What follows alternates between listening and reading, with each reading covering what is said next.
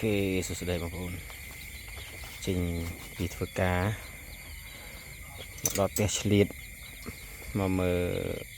ปริบหมอนโกรงจังปริบหมอนโกรงยังมีปรำกูนะ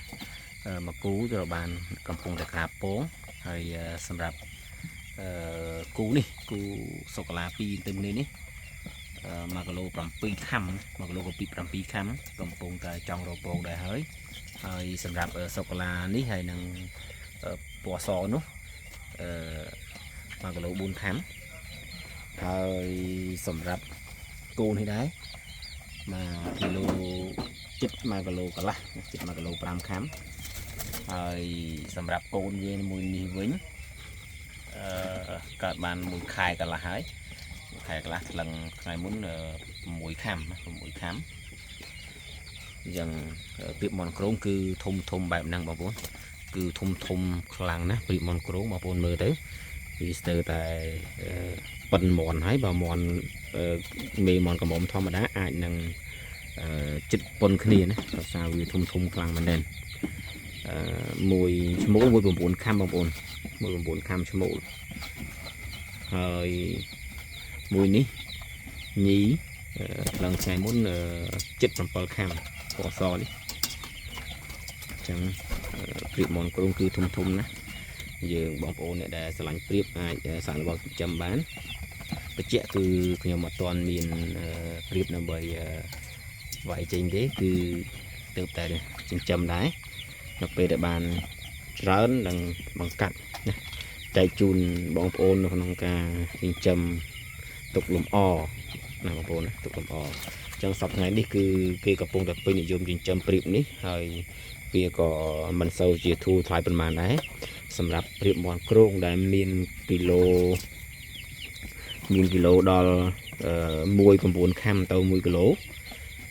អាចថាគូវាអាចមកគូចន្លោះពី$35ទៅ$45នេះគឺជាយ៉ាងថោកណាយ៉ាងថោក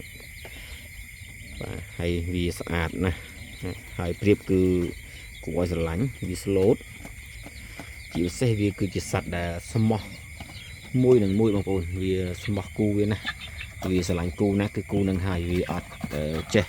សាវ៉ាដូចយើងជាមនុស្សឬមួយក៏សត្វអ្វីផ្សេងទេវាចាប់គូណាគឺវាស្រឡាញ់តែគូនោះតែប៉ុណ្ណោះណាបងប្អូនអញ្ចឹងសត្វនេះគឺជាសត្វមួយដែលជាគំរូដល់មនុស្សយើងក៏ដូចជាសត្វដទៃវាស្មោះស្ម័គ្រនឹងដៃគូរបស់វាណានៅពេលដែលវារកគូឃើញហើយនោះវានឹងស្រឡាញ់តែគូរបស់វាតែមួយគត់បងប្អូនវាអត់បដូរគូទេលើកលែងតែគូរបស់វាត្រូវបានបាត់បង់ឬមួយក៏ខូចទៅវានឹងស្វែងរកគូថ្មីបាទហើយកាលនេះដែរនេះហើយយើងមានកូនមន់ចិញ្ចឹមអញ្ចឹងជីវិតអ្នកនៅស្រែមានអីក្រៅពីចិញ្ចឹមមន់ចិញ្ចឹមទាចិញ្ចឹមព្រៀបដើម្បីជាការកំសាន្តផងបំបត្តិការអត់សុខផងហើយនឹងអាចធ្វើជាម្ហូបបានខ្លះបាទអញ្ចឹងនេះយើងមើល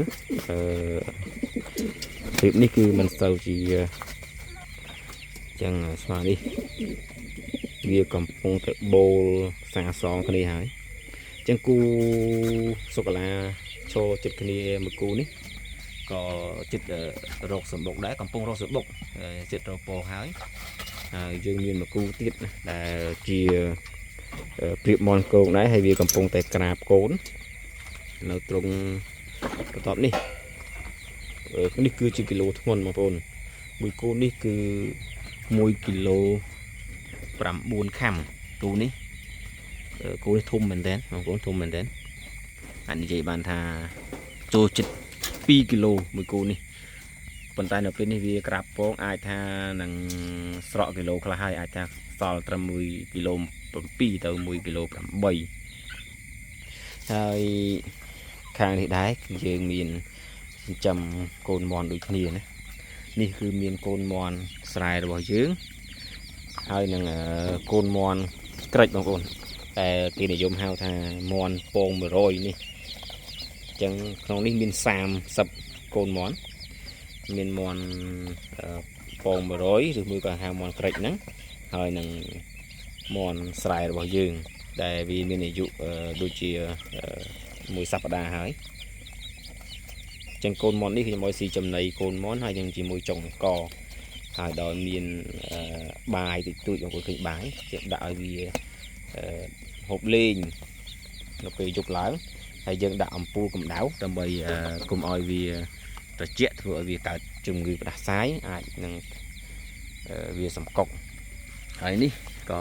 ជាកូនមន់ចំនួន12គ្រាប់មួយសម្បុកមុននេះគឺអាយុ35ថ្ងៃហើយយើងធ្វើវ៉ាក់សាំងរួចហើយបងប្អូនស្អាតល្អណាស់នេះវានៅក្នុងទ្រុងទូចដោយសារតែយើងយកវាមកធ្វើវ៉ាក់សាំងបងប្អូនដាក់វ៉ាក់សាំងហើយចឹងគឺក៏ខ្លាខ្លំល្អមែនទែន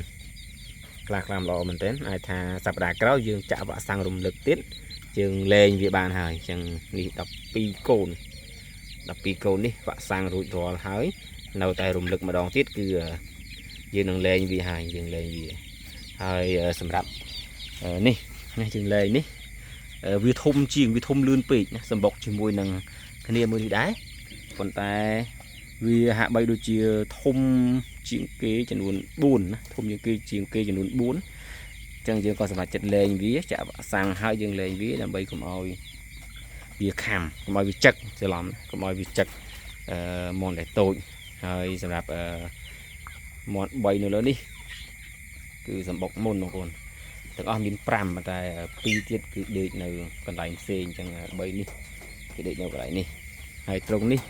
គឺយើងរៀបចំសម្រាប់មេព្រៀបដែលនឹងរកពងថ្មីដែលដូចខ្ញុំបញ្ជាក់អញ្ចឹងថាយើងរៀបចំត្រង់នេះសម្រាប់ព្រៀបសុកាឡាគូនេះណាគូសុកាឡា2នេះយើងរៀបចំសម្រាប់គូនេះណាគូនេះអាចថាយ៉ាងយូរ10ថ្ងៃទៀតគឺពងហើយយើងរៀបចំវាទុកឲ្យហើយក្នុងនេះមានសម្បុក1ហើយមានសម្បុក2យើងរៀបចំក្រែងលោយើងបានរៀបចំឲ្យតាន់ពេលវេលាទៅវាអាចពងក្នុងសម្បុកនោះតែម្ដង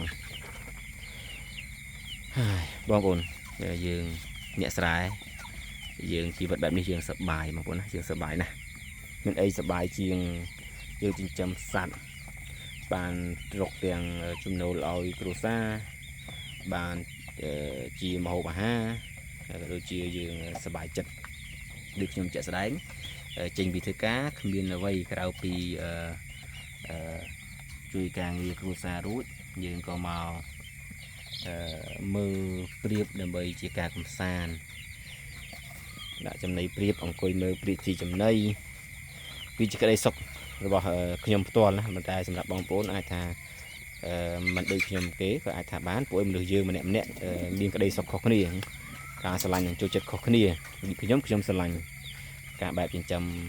សត្វបែបនេះបងប្អូនខ្ញុំចំណាយដូចជា380000សម្រាប់ព្រៀប10ក្បាលបងប្អូនណាសម្រាប់ព្រៀប10ក្បាលខ្ញុំចំណាយ380000អញ្ចឹងយើងសប្បាយចំណាយប៉ុណ្ណេះអាចថាវាមិនតិចហើយក៏មិនច្រើនប្រហែលដែរបើសម្រាប់ខែនេះគឺអាចថាច្រើនសម្រាប់ខ្ញុំដោយសារអត់មានលុយប៉ុន្តែព្យាយាមសន្សំមកដូចជា 4-5 ខែដែរហើយទើបមានលទ្ធភាពទិញឥឡូវនេះយើងបានសម្រេចក្តីស្រមៃហើយអញ្ចឹងយើងនឹងព្យាយាមរក្សាវានិងបង្កាត់វាឲ្យ